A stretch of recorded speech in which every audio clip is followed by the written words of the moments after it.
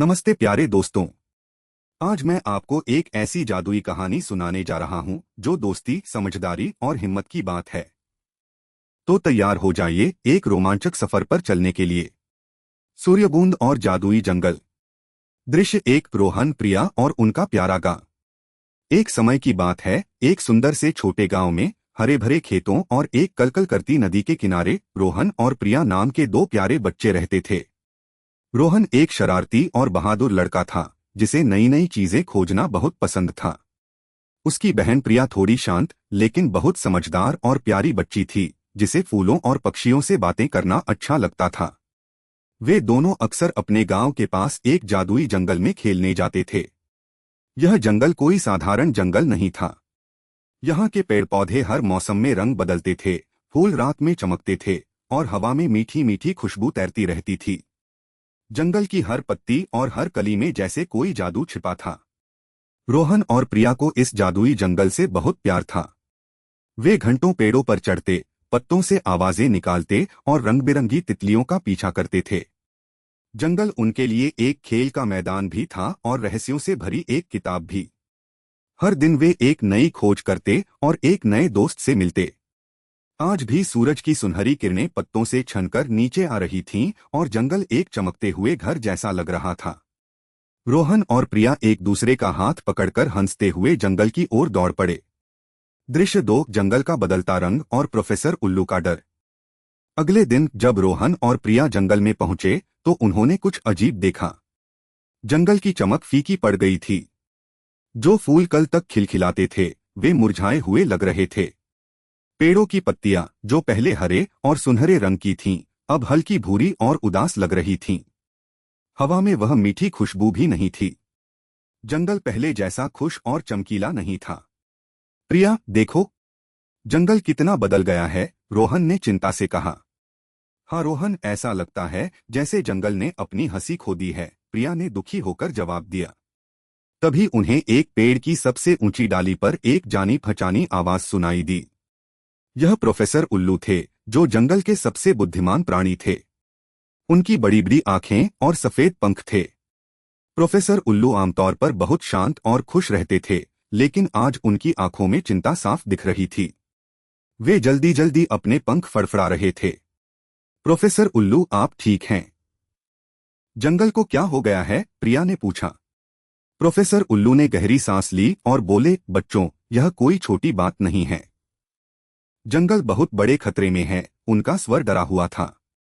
रोहन और प्रिया एक दूसरे को देखने लगे। उन्हें पता था कि जब प्रोफेसर उल्लू इतने चिंतित हों तो बात वाकई गंभीर है। वे प्रोफेसर उल्लू के पास गए और उनसे जानने की कोशिश की कि आखिर हुआ क्या है। दृश्य 3। जीवनधारा, फूल और सूर्यबूंद का रहस्य। प्रोफेसर उल्लू ने अपनी आंखें बंद कीं और फिर उन्हें खोला, जैसे कोई बहुत पुरानी कहानी सुनाने जा रहे हों। बच्चों, तुम जानते हो कि इस जादुई जंगल की जान क्या है? उन्होंने पूछा। रोहन और प्रिया ने नहीं में सिर हिलाया। इस जंगल के बीचों बीच एक गुप्त झरने के पास एक बहुत ही खास फूल है जिसे जीवनधारा फूल कहते हैं, प्रोफेसर उल्लू ने समझाना शुरू किया। वह फूल अपनी जादुई चमक से पूरे जंगल को शक्ति देता है, हर पेड़, हर पौधे और हर प्राणी को खुश रखता है। उस फूल की चमक एक छोटी सी सूर्यबूंद से आती है जो सूरज की सबसे पहली किरण से बनी है। वह बूंद हर रात फूल के केंद्र में चमकती है और सुबह होते ही अपनी रोशनी पूरे जंगल में फैला देती है। प्रोफेसर उल्लू ने गहरी सांस ली। लेकिन कल रात वह सूर्यबूंद गायब हो गई है। रोहन और प्रिया चौंक गए। गायब हो गई? किसने ली? रोहन ने पूछा। उसे अंधेरा छोटा नाम के एक शरारती प्राणी ने चुरा लिया है, प्रोफेसर उल्लू ने उदासी से बताया। अंधेरा छोटा एक छोटा काले रंग का जीव है जो परछाइयों में रहता है। वह थोड़ा अकेला है और इसलिए कभी कभी शरारतें करता है। उसने शायद सूर्यबूंद की चमक देखकर उसे उठा लिया। अगर वह बूंद जल्द ही वापस नहीं आई तो यह जंगल हमेशा के लिए अपनी चमक खो देगा। बच्चों को अब पूरी बात समझ आ गई थी और वे बहुत चिंतित हो गए। दृश्य 4। सूर्यबूंद की तलाश में एक नया सफर। रोहन और प्रिया जानते थे कि उन्हें कुछ करना होगा। प्रोफेसर उल्लू, हमें सूर्यबूंद को वापस लाना होगा, रोहन ने दृढ़ता से कहा। प्रिया भी उसके साथ खड़ी थी। हाँ, हम जंगल को ऐसे उदास नहीं देख सकते। प्रोफेसर उल्लू ने प्यार से बच्चों की ओर देखा। मुझे पता था कि तुम हिम्मत नहीं हारोगे। उन्होंने अपने पंखों में से एक पुराना मुड़ा हुआ नक्शा निकाला। यह जादुई नक्शा है। जब तुम इस पर अपनी उंगली रखोगे तो यह तुम्हें सूर्यबूंद की दिशा बताएगा। लेकिन याद रहे, यह सिर्फ सच और ईमानदारी से चलने वालों को रास्ता दिखाता है। उन्होंने रोहन को नक्शा दिया। इसके अलावा उन्होंने प्रिया को एक छोटा चमकता हुआ कंपास दिया। यह आशा का कंपास है।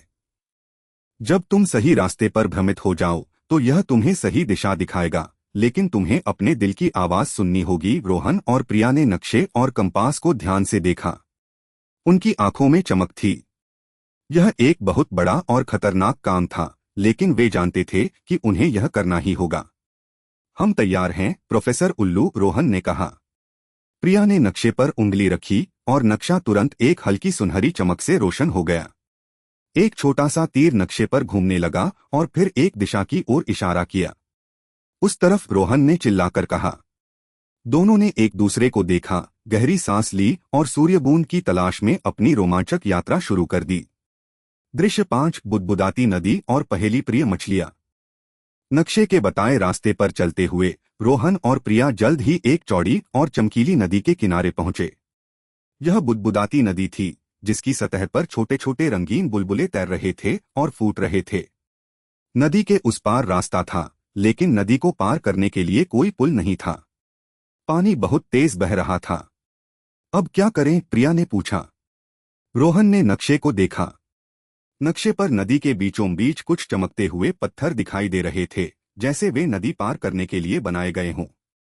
जैसे ही वे पत्थरों के पास गए, नदी से कुछ चमकीली रंग बिरंगी मछलियां उछलकर बाहर आईं। उनकी आंखें बड़ी और शरारती थीं। नमस्ते छोटे छोटे इंसानों, एक बड़ी नीली मछली ने कहा। इस नदी को पार करने के लिए तुम्हें एक पहेली सुलझानी होगी। यदि तुम सही उत्तर देते हो तो हम तुम्हें रास्ता दिखाएंगे। यदि नहीं तो तुम्हें यहीं रुकना होगा। रोहन और प्रिया तैयार हो गए। ठीक है, पूछिए, रोहन ने हिम्मत से कहा। एक छोटी हरी मछली ने अपनी पूंछ हिलाई और पहेली बोली। मैं दिन में सोता हूँ और रात में जागता हूँ। मेरा शरीर चमकता है, पर मैं कोई हीरा नहीं। बताओ मैं कौन हूँ? रोहन और प्रिया ने सोचना शुरू किया। प्रिया ने चारों ओर देखा। जंगल के पेड़ों पर कुछ जुगनू चमक रहे थे। जुगनू, प्रिया ने खुशी से चिल्लाया। बिल्कुल सही, मछलियां एक साथ बोलीं। उन्होंने अपनी पूंछें हिलाईं और नदी के चमकते हुए पत्थर स्थिर हो गए, एक दूसरे से जुड़ गए, जिससे बच्चों के लिए एक रास्ता बन गया। धन्यवाद मछलियां, रोहन और प्रिया ने कहा और सावधानी से पत्थरों पर कदम रखते हुए नदी पार की। यह उनका पहला छोटा सा रोमांच था। दृश्य 6, रंगों का भूल भुलैया और प्रिया की समझदारी। नदी पार करने के बाद वे एक ऐसी जगह पहुंचे जिसे रंगों का भूल भुलैया कहा जा सकता था। यहाँ ऊंचे ऊंचे झाड़ियां और लताएं थीं, जो हर पल अपना रंग बदल रही थीं, कभी लाल, कभी नीला, कभी पीला। यह एक ऐसी भूल भुलैया थी जिसमें एक ही रास्ता नहीं था और सभी रास्ते एक जैसे दिखते थे, जिससे भ्रम पैदा हो रहा था। नक्शे का तीर भी यहाँ थोड़ा भटक रहा था, जैसे उसे भी यह जगह पसंद न आ रही हो। यह तो मुश्किल है, रोहन ने कहा। सारे रास्ते एक जैसे लगते हैं। वे एक रास्ते से गए, लेकिन वह वापस उसी जगह पर आ गया जहां से उन्होंने शुरुआत की थी। उन्होंने कुछ और रास्ते आजमाए, लेकिन हर बार वे भटक जाते। हमें कुछ अलग सोचना होगा, प्रिया ने कहा। उसने ध्यान से हर रंग बदलते झाड़ी को देखा।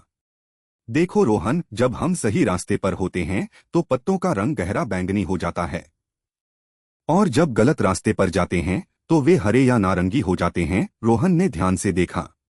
तुम ठीक कह रही हो, प्रिया। उन्होंने अब उस रास्ते को चुना जिसके पत्ते हमेशा गहरे बैंगनी रहते थे। यह कोई आसान काम नहीं था। उन्हें हर झाड़ी पर ध्यान देना पड़ता था और बहुत धीरे धीरे आगे बढ़ना पड़ता था। प्रिया की गहरी नजर और रोहन की लगातार कोशिश ने उन्हें सही रास्ते पर बनाए रखा। धीरे धीरे बैंगनी रास्ते से चलते हुए वे भूल भुलिया के केंद्र तक पहुंचे, जहां एक चमकीला फूल चमक रहा था, जो भूल भुलिया से बाहर निकलने का रास्ता दिखा रहा था। उन्होंने राहत की सांस ली। प्रिया की बुद्धिमत्ता ने उन्हें इस चुनौती से पार पाने में मदद की थी। दृश्य 7, अंधेरा छोटा से मुलाकात। रंगों के भूल भुलैया से निकलने के बाद नक्शे का तीर उन्हें एक अंधेरी गुफा की ओर ले गया। गुफा के मुहाने पर एक ठंडी हवा चल रही थी। क्या अंधेरा छोटा यहाँ रहता है? प्रिया ने धीरे से पूछा। रोहन ने हिम्मत करके गुफा में कदम रखा। अंदर बहुत अंधेरा था, लेकिन आशा का कंपास हल्की चमक दे रहा था, जिससे उन्हें थोड़ा रास्ता दिख रहा था। जैसे ही वे गुफा के और अंदर गए, उन्होंने एक अजीब सी फुसफुसाहट सुनी। फिर एक कोने से एक छोटी गोल आकृति उनके सामने आई। यह अंधेरा छोटा था। वह किसी भी परछाई से भी ज्यादा काला था, लेकिन उसकी आंखों में एक अजीब सी चमक थी। वह बहुत छोटा था और उसके छोटे छोटे हाथ पैर थे। अंधेरा छोटा ने अपनी परछाई को घुमाया और वे तुरंत रुक गए। तुम कौन हो और यहाँ क्या कर रहे हो? अंधेरा छोटा की आवाज बहुत ही बारीक थी, जैसे हवा में पत्तियां हिल रही हों। उसके छोटे छोटे हाथ में एक चमकती हुई चीज थी, वही सूर्य बूंद। वह बूंद उसके काले रंग के बावजूद बहुत तेजी से चमक रही थी। रोहन और प्रिया ने एक दूसरे को देखा। उन्हें समझ नहीं आ रहा था कि एक इतना छोटा सा प्राणी इतना बड़ा नुकसान कैसे कर सकता है। अंधेरा छोटा अपनी सूर्य बूंद को अपनी छाती से लगाए हुए था, जैसे वह उसकी सबसे प्यारी चीज हो। वे उसके पास धीरे धीरे गए, क्योंकि वे नहीं चाहते थे कि वह डर जाए या कहीं भाग जाए। दृश्य 8 अंधेरा छोटा की कहानी और दोस्ती की शुरुआत। रोहन ने साहस जुटाकर कहा, अंधेरा छोटा, हम जानते हैं कि सूर्य बूंद तुम्हारे पास है। यह जंगल की जान है। इसके बिना जंगल मुरझा जाएगा। अंधेरा छोटा ने अपनी चमकती हुई आंखें उठाईं। लेकिन यह बहुत सुंदर है। यह मुझे गर्मी देती है, उसने फुसफुसाते हुए कहा। मैं हमेशा अकेला रहता हूं। सभी प्राणी चमकते हैं, सभी फूल रंगीन हैं। मैं बस एक काली परछाई हूं। सूर्य बूंद ही तो है जो मुझे थोड़ी रोशनी देती है। प्रिया उसके पास बैठ गई। अंधेरा छोटा, हम समझते हैं कि तुम अकेला महसूस करते हो, उसने प्यार से कहा। लेकिन यह सूर्य बूंद सिर्फ तुम्हें रोशनी नहीं देती, यह पूरे जंगल को रोशनी देती है। अगर यह तुम्हारे पास रही तो पूरा जंगल अंधेरे में डूब जाएगा और तब कोई भी नहीं चमकेगा, न फूल, न पेड़, न तुम। रोहन ने समझाया, हम तुम्हें दोस्त बनाना चाहते हैं अंधेरा छोटा।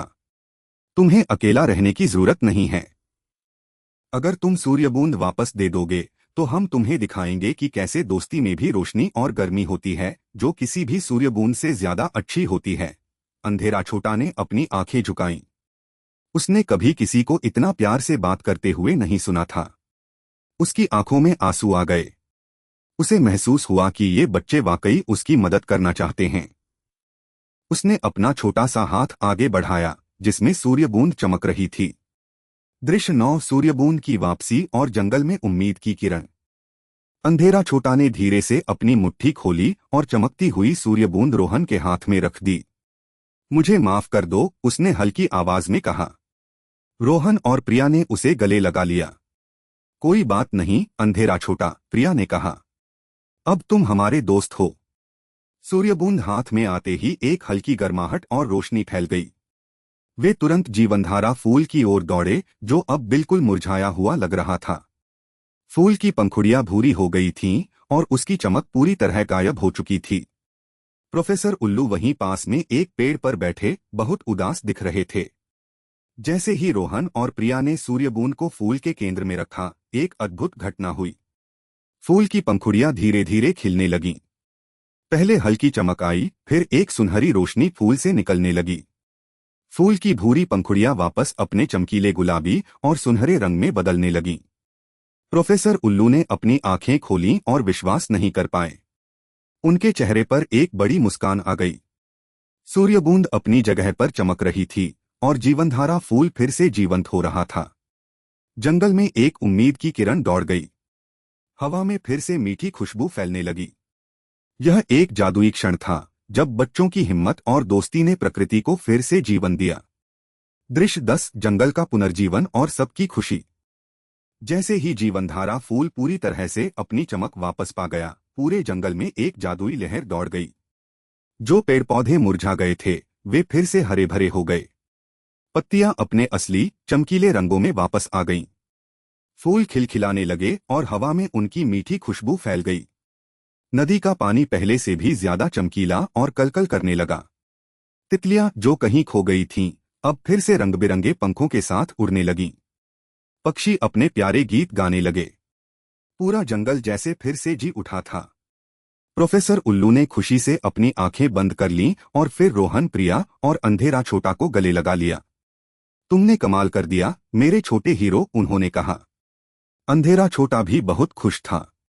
उसने कभी नहीं सोचा था कि वह भी जंगल की खुशी का हिस्सा बन पाएगा। अब वह अकेला नहीं था। जंगल के दूसरे प्राणी भी बाहर आने लगे।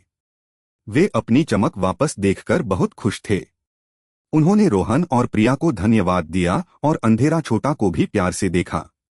यह एक बड़ी पार्टी जैसा लग रहा था। जंगल में फिर से हंसी और खुशियों की गूंज सुनाई दे रही थी।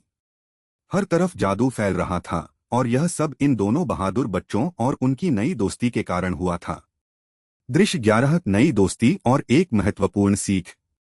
सूर्यबूंद की वापसी के बाद अंधेरा छोटा अब जंगल का एक सम्मानित सदस्य बन गया था। रोहन और प्रिया ने उसे सिखाया कि कैसे वह अपनी काली परछाई का उपयोग करके दूसरे जीवों के साथ खेल सकता है, जैसे परछाई का पीछा या अंधेरे में छुपना ढूंढना। अब वह अकेला नहीं था। दूसरे छोटे प्राणी भी उससे दोस्ती करने लगे थे। रोहन और प्रिया ने इस यात्रा से एक बहुत बड़ी सीख सीखी थी। उन्हें पता चला कि कभी कभी जो लोग बुरे या शरारती दिखते हैं, वे वास्तव में सिर्फ अकेले होते हैं और उन्हें प्यार और समझ की जरूरत होती है। उन्होंने यह भी सीखा कि अगर सब लोग मिलकर काम करें तो कितनी भी बड़ी मुश्किल क्यों न हो, उसे हल किया जा सकता है। उनकी दोस्ती, हिम्मत और समझदारी ने पूरे जंगल को बचा लिया था। प्रोफेसर उल्लू ने एक शाम रोहन और प्रिया से कहा, बच्चों, तुमने सिर्फ सूर्यबूंद वापस नहीं लाई, बल्कि तुमने अंधेरा छोटा के दिल में भी रोशनी भर दी। सच्ची ताकत लड़ने में नहीं, बल्कि समझने और दोस्त बनाने में होती है। रोहन और प्रिया ने यह बात हमेशा याद रखी। अब वे हर किसी को एक नए नजरिए से देखते थे और हमेशा दूसरों की मदद करने के लिए तैयार रहते थे। दृश्य 12, घर वापसी और एक खुशहाल भविष्य। सूरज ढल रहा था और उसकी नारंगी किरणें जंगल में फैल रही थीं। रोहन और प्रिया ने प्रोफेसर उल्लू और अंधेरा छोटा से विदा ली। हम जल्द ही वापस आएंगे, प्रिया ने कहा। अंधेरा छोटा ने खुशी से अपनी छोटी परछाई हिलाई। रोहन और प्रिया अपने गांव की ओर चल दिए। उनका दिल खुशी और संतुष्टि से भरा हुआ था। वे जानते थे कि उन्होंने एक बहुत बड़ा और अच्छा काम किया है। अब जंगल फिर से खुश और जीवंत था और उनके पास एक नया दोस्त भी था। घर पहुंचते ही उन्होंने अपने माता पिता को पूरी कहानी सुनाई। माता पिता ने उन्हें गले लगा लिया और उनकी बहादुरी की बहुत तारीफ की। उस रात रोहन और प्रिया ने अपने अपने बिस्तरों पर लेटे हुए जंगल की जादुई चमक और अपने नए दोस्त अंधेरा छोटा के बारे में सोचा। उन्हें पता था कि वे फिर से उस जादुई जंगल में जाएंगे और नए रोमांच खोजेंगे। यह कहानी हमें सिखाती है कि सच्ची ताकत दोस्ती, समझ और हिम्मत में होती है। जब हम मिलकर काम करते हैं और दूसरों को समझते हैं, तो हम दुनिया में सबसे बड़ा जादू कर सकते हैं। नैतिक शिक्षा। इस कहानी से हमें यह सीख मिलती है कि हमें हमेशा दूसरों की मदद करनी चाहिए, भले ही वे हमसे अलग दिखें। हिम्मत और समझदारी से हम किसी भी मुश्किल का सामना कर सकते हैं। दोस्ती में बहुत ताकत होती है और एक दूसरे को समझना सबसे महत्वपूर्ण है। दोस्तों, अगर आपको यह कहानी पसंद आई तो कृपया इसे लाइक करें, अपने दोस्तों के साथ शेयर करें और हमारे चैनल को सब्सक्राइब करना न भूलें ताकि आप ऐसी और मज़ेदार कहानियां सुन सकें। धन्यवाद।